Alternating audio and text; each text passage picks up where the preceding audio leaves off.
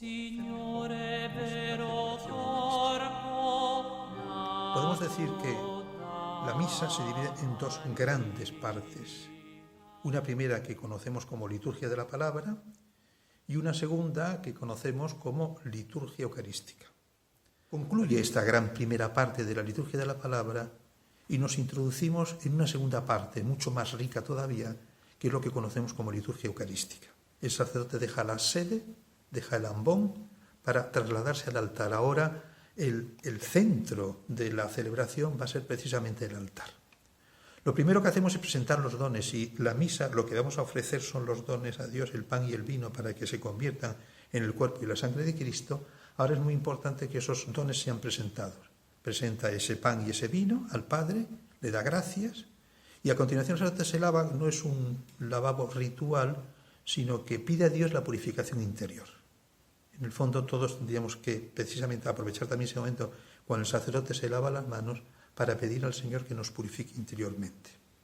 Viene la oración sobre las ofrendas, el sacerdote pide al Señor que acepte esa ofrenda y que la transforme, y aquí es muy importante porque es cuando actúa el Espíritu Santo, para que lo transforme el Espíritu Santo para que pueda llegar hasta el Padre.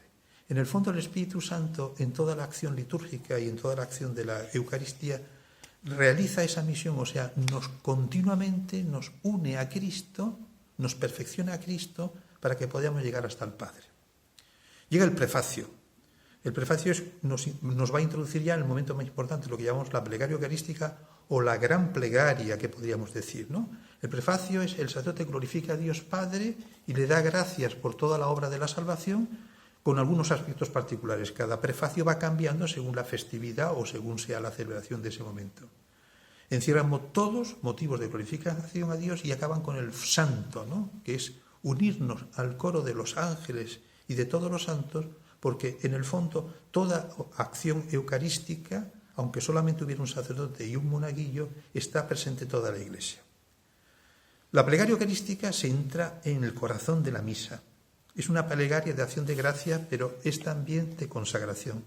En ella pedimos al Espíritu Santo que transforme el pan y el vino no solamente en una ofrenda agradable a Dios, o sea, Cristo se transforma ese pan y ese vino en su propio cuerpo, su sangre, su alma y su divinidad. Un momento que precede antes de la consagración, que es muy importante, es que viene conocido como el nombre griego epíclesis. Y epíclesis significa invocación al Espíritu Santo. El sacerdote coloca las manos sobre la oblata para pedir que sea Él el que transforme el pan y el vino en el cuerpo y la sangre de Cristo. A veces nos parece un poco como una cosa mágica, ¿no? El sacerdote dice las palabras de la consagración y en ese momento el pan y el vino se transforman en el cuerpo y la sangre de Cristo. Esa acción se realiza precisamente porque ahí actúa directamente el Espíritu Santo. O sea, le pedimos al Espíritu Santo esa profunda transformación. Ese es el relato de la institución, llamada también consagración, o sea, las palabras en que el sacerdote in persona Christi, dice la teología, o sea, en la persona de Cristo, presta sus manos y presta su voz para que aquello que Jesús hizo en la última cena se vuelva a repetir. Lo conocemos también con la expresión antigua de transubstanciación, porque transubstanciación significa que aquel pan y aquel vino, aunque sigue aparentemente pareciendo pan y vino, se convierte verdaderamente en el cuerpo y la sangre del Señor.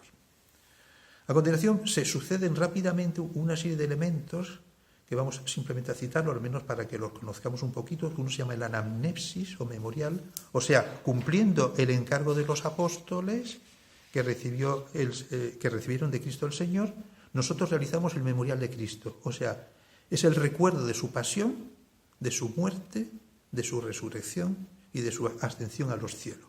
No simplemente como un mero recuerdo, sino como un memorial vivo que se realiza aquí y ahora. Esa es la gran fuerza de la Eucaristía, que tiene esa capacidad de evocar esa fuerza para volver a repetir, a reactualizar todo aquello que ocurrió hace más de 2000 años. Viene a continuación la oblación. La oblación especialmente es la que se ofrece no solamente el memorial de la pasión de Cristo, sino que la Iglesia pretende que todos nos unamos a esa víctima inmaculada. O sea, no es solamente Cristo, sino con Cristo todos nosotros. Pues a continuación vienen las intercesiones. La misa se celebra en comunión con toda la Iglesia y por lo tanto con la Iglesia del cielo y con la Iglesia de la tierra.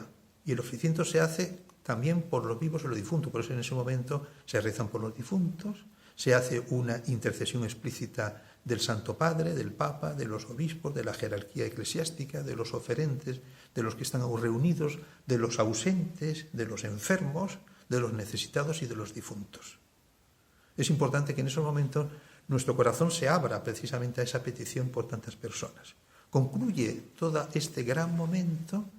Antes ha habido un momento también importante en que hemos vuelto otra vez a actuar el Espíritu Santo. Es lo que le conocemos como la segunda epíclesis de la misa.